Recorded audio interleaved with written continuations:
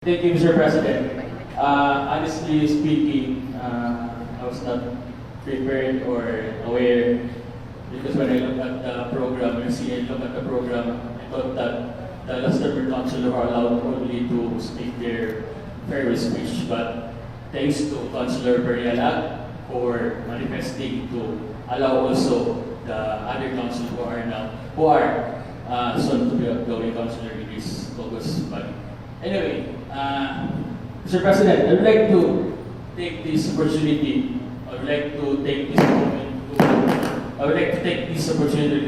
this moment to express my heartfelt, sincere gratitude to each and everyone. Actually working this government or working this August body, also the 19th council, the 18th also and 19th council has been not just more than job for me. This is a place where I've grown. This is the place where I've learned a lot. This is the place where we connect and have a good relationship that I truly value for. So to my colleagues and to my colleagues and to my counselor, to my seatmates, you've made come to work each day. That's something I look forward to. Thank you, and I am very honored to working with you guys, and I have learned a lot coming from you. And what else I can say?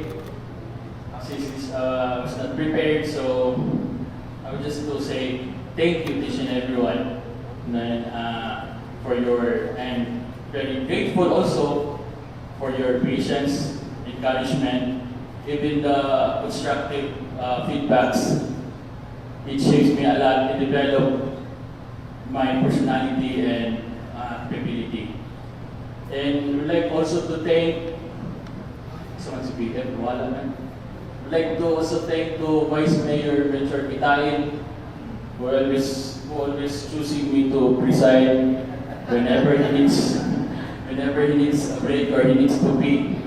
So thanks to Vice Mayor Richard Kitain, and I train a lot. Thank you guys. So last, before I end my speech, I'd like also to thank, of course, our beloved former President Duterte, our Vice President Inday Sara Duterte, our Mayor Sebastian Duterte, our Congressman Pulong Duterte, pagka sa Bisaya pa, dako kay pagputapon sa mga Duterte family. So since this is the last day of the session of the 19th Council, starting July 1, I'm not